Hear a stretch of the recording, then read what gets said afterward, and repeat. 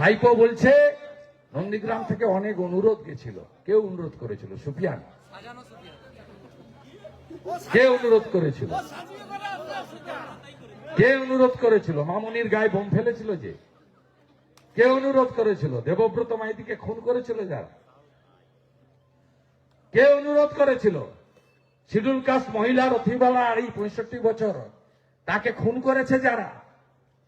যারা টাউন ক্লাবে petrol bomb মারতে এসেছিল তারা? তাদের অনুরোধ করেছেন তিনি সেবাশ্রয় করবেন। আমি আমার হিন্দু জনগণকে বলছি, চুরির মাল আছে, ভোটের আগে ট্যাবলেট বিতরণ করতে আসছে। ট্যাবলেট খাবেন না। আমি তো কম বেশি ডেলি সেবা দিই। এরা চায় হিন্দু জনসংখ্যা কমে যাক নন্দীগ্রামে, যাতে হিন্দুরা বাংলাদেশের মতো মাইনর হয়ে যাক। কে জানে না যে এই ট্যাবলেট গুলোর মধ্যে জন্ম নিয়ন্ত্রণের ট্যাবলেট ঢোকানো আছে। খুব সাবধান, খুব সাবধান। বিশেষ করে আমার সনাতনী হিন্দুদেরকে বলবো, ছুঁচ ফোটাবেন না, এদের কাছে ব্লাড দিবেন না। কত ব্লাড টেস্ট করতে হবে আমাকে জানান। একদিকে পিসি বলে নন্দীগ্রামে নাকি আধুনিক চিকিৎসা দিয়েছি। এই হসপিটালে চিকিৎসা পাওয়া যায়? আপনি ঘন ঘরে আসুন, হাটবারে হাটবারে আসুন।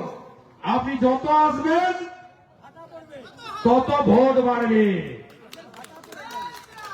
আর আপনি ভেবেছেন ভোটের 2 মাস আগে প্যারাসিটামল বড়ি আর ওআরএস এর প্যাকেট আর 20 টাকার ব্লাড টেস্ট করে নন্দীগ্রামের ভোটকে আপনি কিনতে পারবেন না। নন্দীগ্রামের ভোটের মূল্য অনেক বেশি। এরা অভাবী হতে পারে, শুভেন্দু অধিকারী এদের বিপদের বন্ধু। শুভেন্দু অধিকারী এদের এমএলএ নন, আত্মীয় কুটুম। এটা নন্দীগ্রামের লোক জানে। আমি আর কিছু করতে না পারি, শান্তিতে রেখেছি আপনাদের। আজকে যদি পঞ্চায়েতে ওরা জিতত, আজকে যদি 21-এ মমতা জিতত, কেউ থাকত? কোন মন্দির থাকত? কোন ক্লাব থাকত? কোন হিন্দু দোকান থাকত?